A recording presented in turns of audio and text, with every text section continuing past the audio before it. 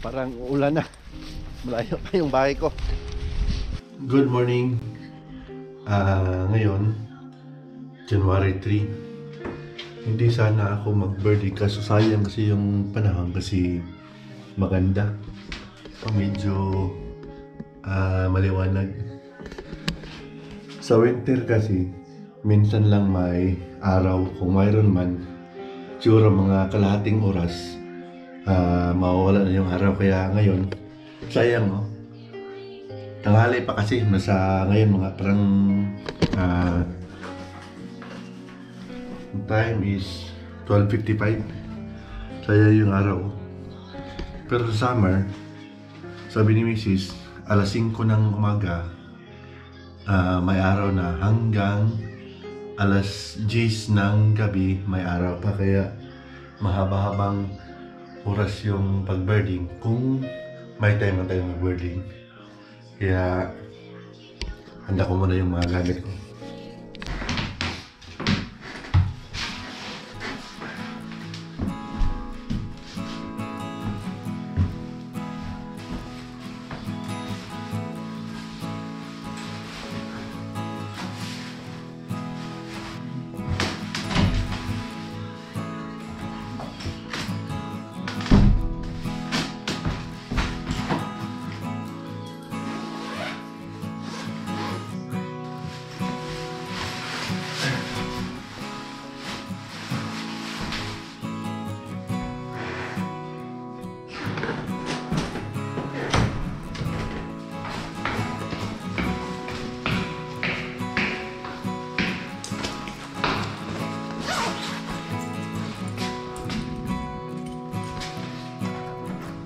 Ay, nagdas ko.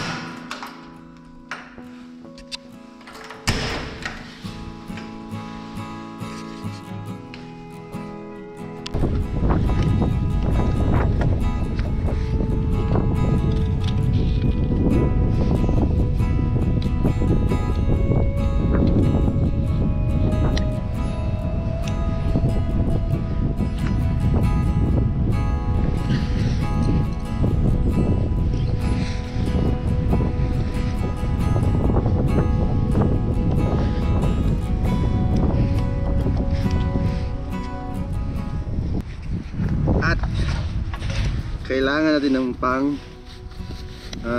bird call para lilipat siya sa atin. Ito yung pang bird call ko. Naka-bluetooth sa cellphone. We are ready.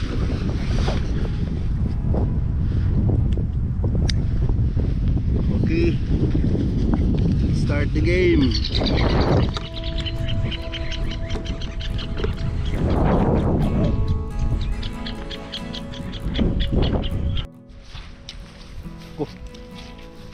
Parang ulan na. Malayo pa yung bahay ko. Doon, may nakunan ako doon na lifer. Yung brown siya na napakaliit. Parang kuan din. Kalimutan ko yung. Pero yung tingnan ko, yung pangalan niya, Don Knock yung pangalan ng ibon.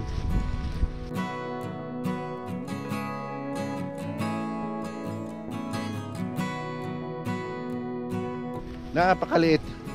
Tapos mahirap habulin kasi biglang papasok sa loob. Pero nakunan ko siya.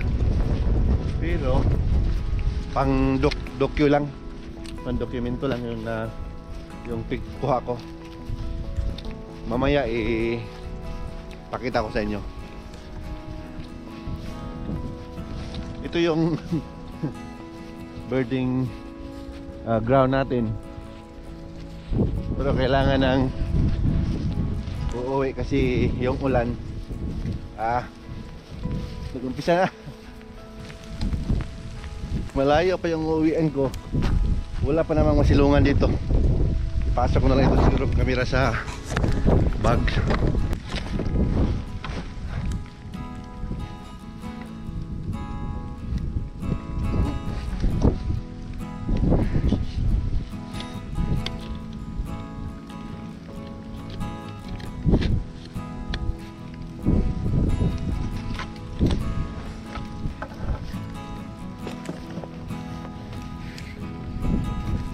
Umuulan na. Huwag lang sanang lalakas.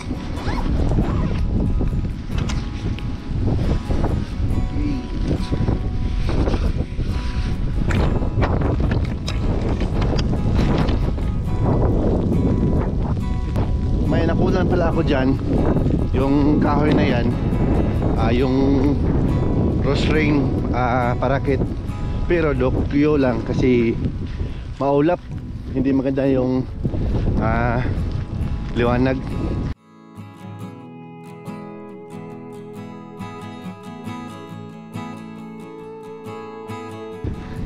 Sabi ni Mrs.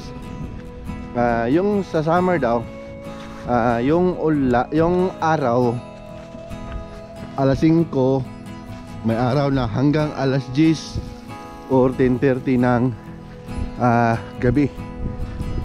Diyan daw lulubog ang araw. Di mahaba-habang building yun.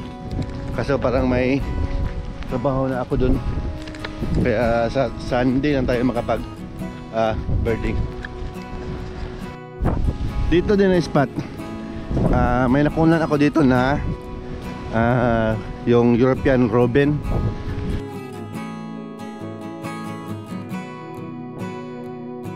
European Robin, tapos yung bloated.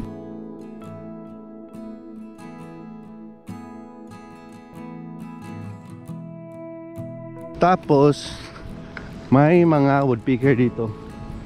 Diyan may nakunan ako na woodpecker na tinutuka yung parang nagbubuta sa kahoy.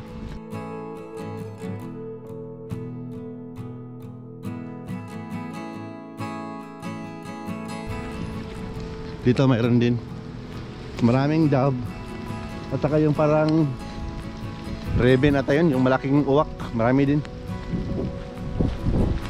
Diyan may nakunan ako dyan na kestrel.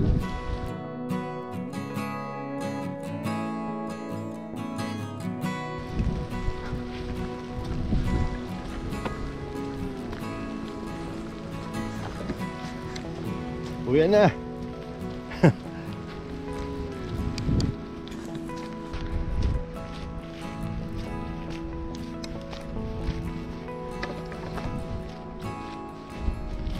Diyan may honey farm, ano ba tawag doon? Yung honey, yung bee na culture. Diyan may 6 na box.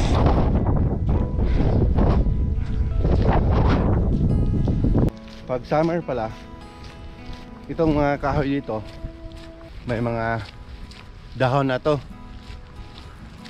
Ngayon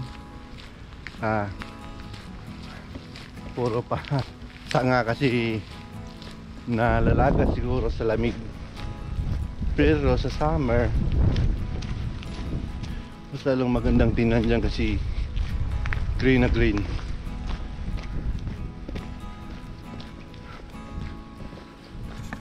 Dito tayo dadaan.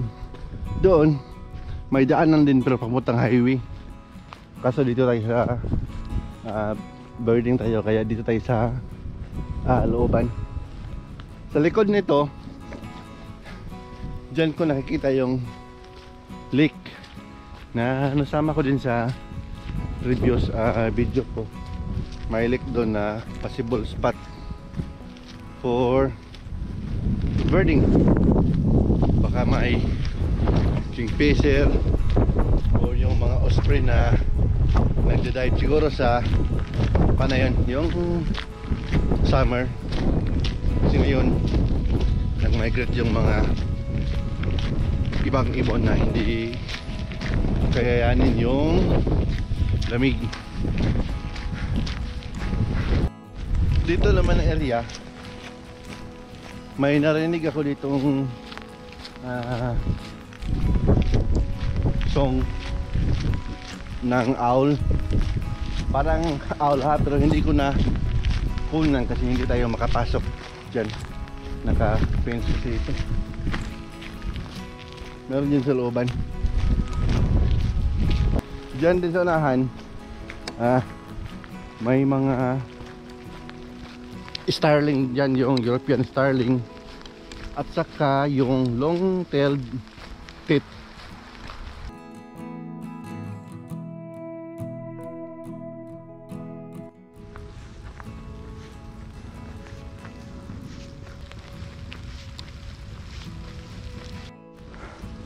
Sulit yung araw ko ngayon kasi nakapag-birding, nag-complete, tapos nakapag-exercise. Kahapon kasi nasa bahay lang kasi yung katawan natin kailangan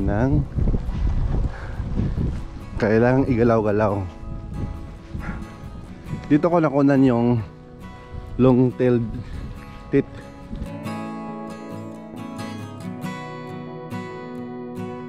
Kaya mahirap makuna ng maganda kasi pag nakita ka, pasok ulit sa loob, labas, tapos pasok na naman.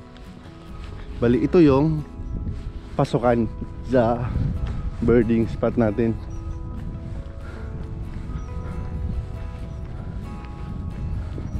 Ito.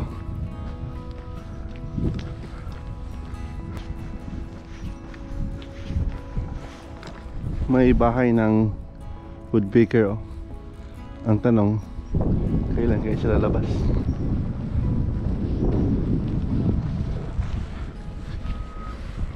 Hanggang dito na lang.